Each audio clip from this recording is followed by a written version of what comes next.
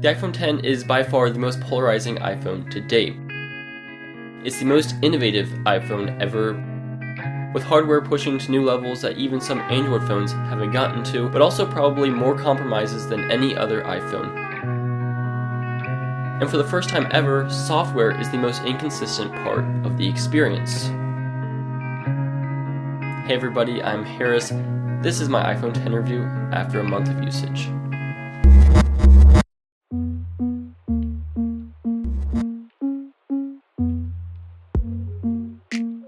So when I first picked up the iPhone X, it was the heft I noticed. It felt pretty heavy coming from an iPhone 8, very substantial, but I've since stopped noticing it. It feels normal, and it's pretty comfortable to hold, definitely premium.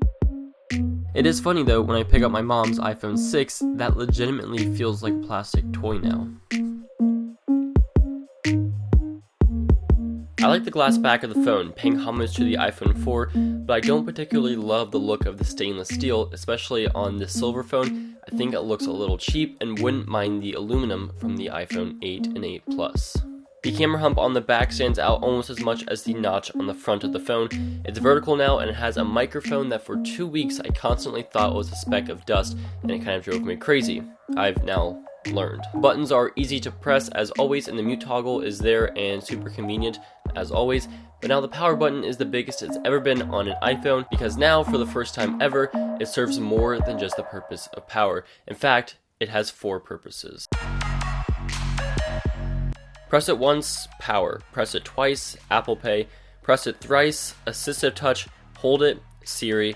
Press and hold with the volume button and you get your power controls. But accidentally press it twice or turn it off and back on too quickly and you will accidentally pull up Apple Pay, and I do this all the time. Pull your phone out of your pocket with your finger already on the bottom to activate Siri.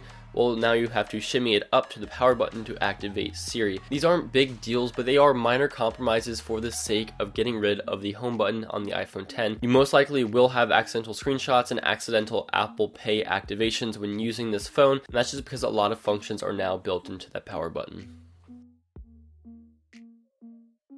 You have 2 quick toggles for flashlight and the camera.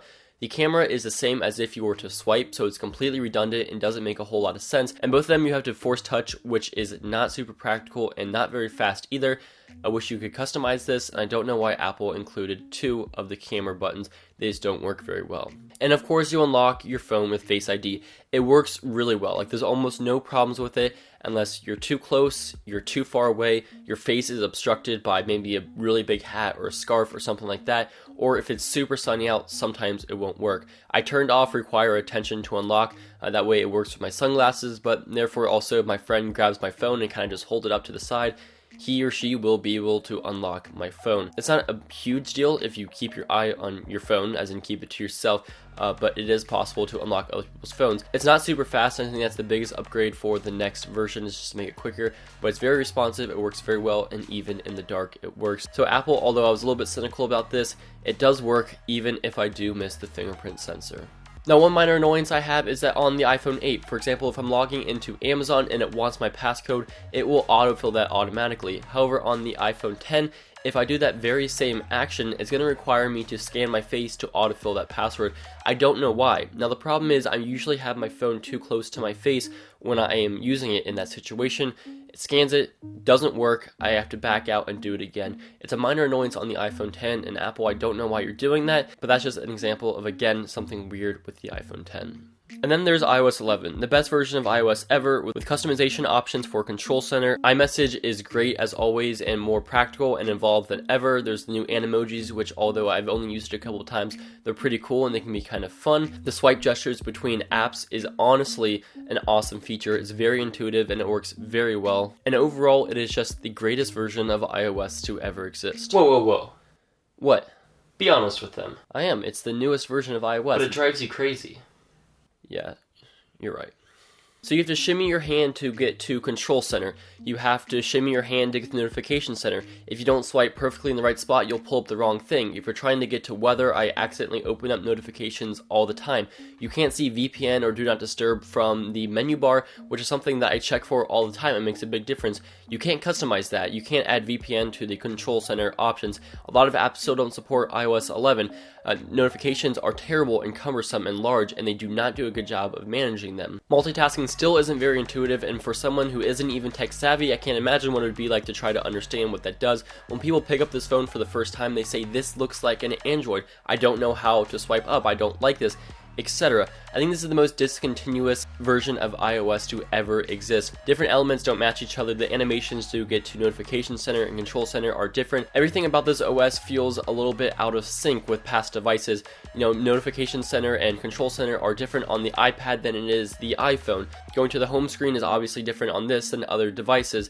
The animations for Control Center and Notification Center are different.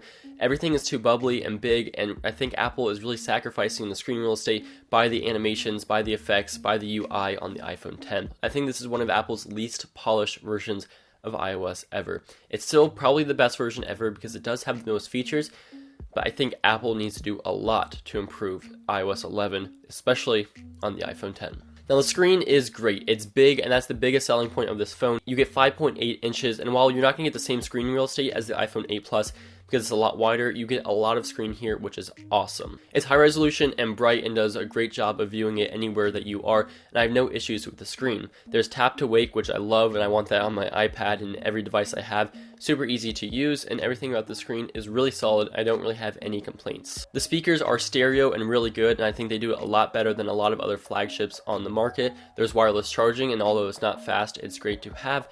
And there's water resistance, which is IP67, which is pretty nice to have. So feature for feature, this iPhone 10 has a lot of the top and high-end flagship features out on the market. The only thing that's really lacking is fast charging out of the box, which Apple, you should freaking give us for a $1,000 phone. That is ridiculous. And SD card expansion are the only two things that this phone is missing. So for an Apple product, I think that's pretty impressive. And video quality is also really good. This is 4K at 24 frames per second with the built-in microphone. It also has 30 frames and 60 frames per second option, but because this video isn't 24 frames, that's what you're looking at now. Slow motion 240 frames per second, 1080p is awesome, and 4K 60 looks really nice. Photos are really good as well on both the front and rear cameras. I'm not a big fan of the portrait mode on this phone. That's one of the selling features I thought of the iPhone Plus models, and now that I came over to here, I thought it would be awesome. In reality, it's definitely not perfect. I think Google does it better with only one lens on their Google Pixel, which just shows that Apple, again, I think is slacking a little bit on software. I think they can do a better job optimizing portrait mode on the iPhone 10, but the cameras are fantastic, and you won't be disappointed. And battery is really solid. I take it off the charger at 5:30 to 6 a.m. I don't have to put it on the charger again till 7, 8, 9 p.m. depending on how much I use it. Granted, I keep my brightness at around 20% because it really does hurt my eyes if it's any brighter than that. So for people that use it at normal brightnesses, you probably won't get that good, but it works really well, and battery has been really solid on this phone. So it's the most future-thinking iPhone ever, really taking risks like never before. But it's at a cost of an experience so familiar to millions of iPhone users out there, and that's something that I don't think Apple is trying to do. Personally, I don't recommend this to everybody. There's a slight learning curve, it's insanely expensive. I say go for the iPhone 8 or 8 Plus. I just wish Apple would have offered more new features on the 8 and 8 Plus instead of that boring, stale design and limited features compared to something like this. But at the end of the day, if you're looking for the best iPhone, this is hands down that. Feature for feature, it's an awesome phone. The build quality is excellent, and the form factor is awesome and really comfortable, but it's up to you. Do you want something that's familiar, consistent, and intuitive, or do you want something that's bleeding edge, some compromises, but you know that you have the very best? That is up to you. So thank you very much for watching this iPhone 10 review. If you enjoyed it, a thumbs up and subscribing means a lot. Of course, I want to thank you for watching, but also the sponsor of this episode, Patchworks for providing protection for my phone and wanting to provide protection for yours. So now a few words about some of Patchwork's cases. So Patchwork's cases are all extremely good. Like, every one is a really solid case, basically without compromise. My favorite feature of all of them is that the buttons are so easy to press. They're perfectly clicky. My favorites are definitely the Shield X, which is a clear case but with a sweet jelly looking accented border in different colors. My second favorite is the Aegis, which is dual layered, protective, colorful, and has a slot that you can throw in a magnet in the back that allows for use with their air vent mount, which is how I got some of the shots earlier in the video, and it works extremely well, super secure, and it's also compatible with the ITG level case. But whether you're looking for a bumper, a clear case, a hard plastic, or soft dimpled pattern, they really do make great cases as well as screen protectors for your iPhone 10. I will leave a link in the description to check them out. So that's the iPhone 10. Again, if you would like this, a thumbs up would mean a lot, as well as subscribing, and I'll catch all of you guys in the next one. These aren't big. And both of them you have to force touch, which means it isn't super and both of them you have to force